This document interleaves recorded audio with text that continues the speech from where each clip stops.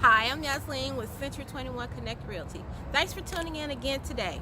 Our topic for today is writing a competitive offer. Right now, the market is so hot and homes are coming on the market and leaving on the market sometimes within the same day. So how do you write a competitive offer so that your offer will be accepted over the next buyer? Well, number one, let's look at purchase price. Once we look at purchase price, we can decide if the home is a little beyond what the market will bear right now by viewing the recent sold comps in the area as well as the actives. We want to see who their competition is, as well as how long those properties are sitting on the market before going to close. Once we've established a price point, then we can kind of back into what we're willing to pay. Of course, we want to make sure that we have a good relationship with our lender so he can write us a strong pre-qualified offer, not just a pre-approval. There is a difference. A pre-qualified means that they've already looked at your pay stubs, your tax returns, and anything else that they deem necessary to be able to send that file directly to underwriting for a final review and get you closed.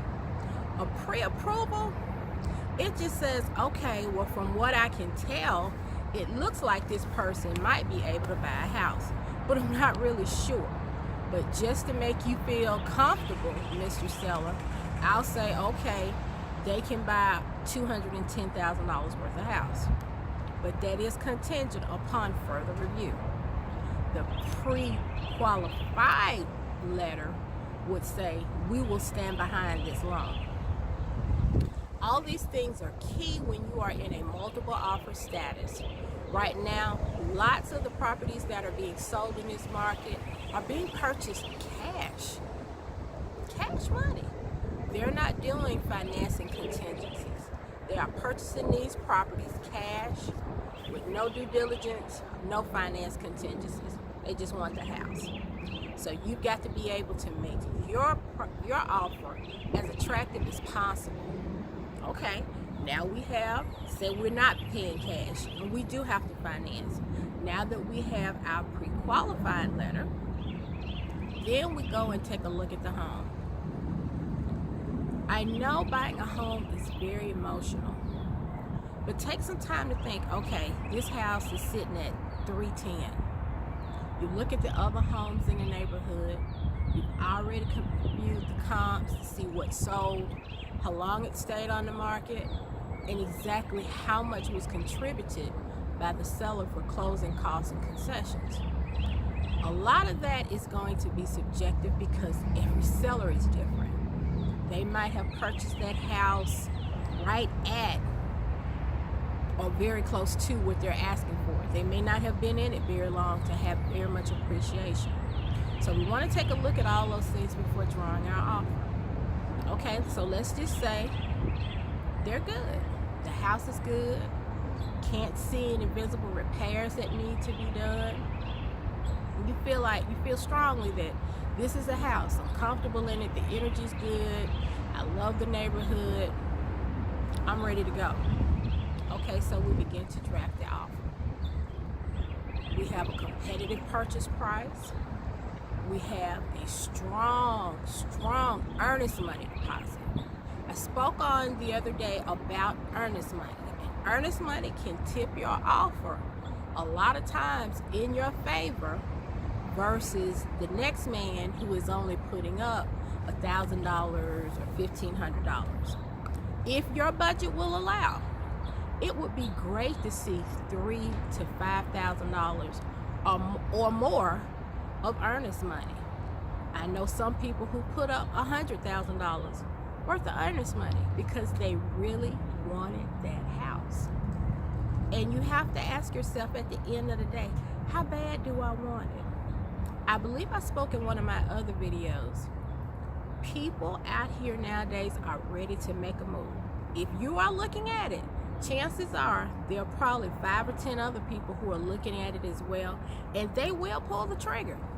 They will not hesitate. So you always have to be aggressive in your offer making. So let's just say we're putting up $5,000 earnest money. Well, when are we submitting that earnest money? Are we going to do 3 days, 5 days, 10 days after buying an agreement? How about 1? If you know that this is the house for you, you need to make your offer strong, and that is one of the ways you make your offer strong. Submit that earnest money. Earnest money payable upon receipt of accepted offer immediately. Now we get down to due diligence. How much time do you really need for due diligence? 5 days, 10 days, 15 days? Back when I got into the business in 2006, it was not uncommon to see a 14-day due diligence. That was kind of normal. Does it take 14 days for you to get a home inspection? Absolutely not. As I said, I have a home inspector who can get me a report back within 24 hours at best. Be happy to pass his information along to you if you like. I would write no more than 3 days. That gives you time to get on somebody's books, to get the inspector out there, get your inspection done, get your report back. Let's sit down and review the report and see really what are the problems with this house, or are there any problems with the house. Okay, so we've got us a 3-day due diligence. We're looking good so far. Well, what about our offer price and our close date? Well, because you are pre-qualified, not just pre-approved, that lender pretty much knows how many days it will take to process that loan. I have one lender who can do it in 19. I have another one who can do it in 21, 25 days. That's making a strong offer. As I said, in this market, you will need to be competitive because everybody else is going for it. They don't care. They will not give a second thought. Give it to them. Whatever it takes. I want this house. I don't want to keep looking. And depending on your price point, there may be only so much good available inventory. There may be inventory that is more along an investment line, but not an owner-occupied. So you've got to give those things into consideration when you're getting ready to make these offers. Think about your competition. That's just where we are in this market. Very close to what they experience in New York. You got to be ready to move forward. You just got to be. You've got to have your affairs in line so that your loan process is on time. These are things you need to consider. What are the chances of your offer being accepted over the next one? Very good. You've given them limited due diligence. You've given them strong earnest money, letting them know, hey, I really want this house and I'm willing to put my money where my mouth is. That's what you want, because that's the way agents review contracts. They're looking to see, how long am I going to have this property off the market?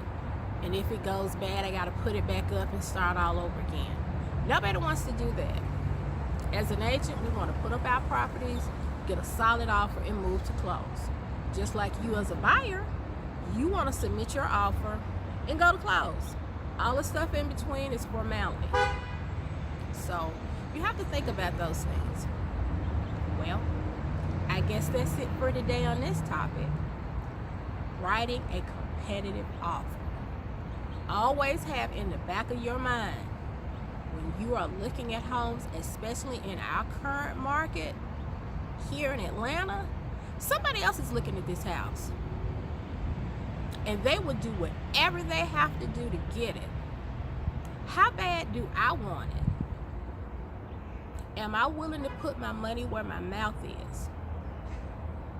Am I willing to pull that trigger?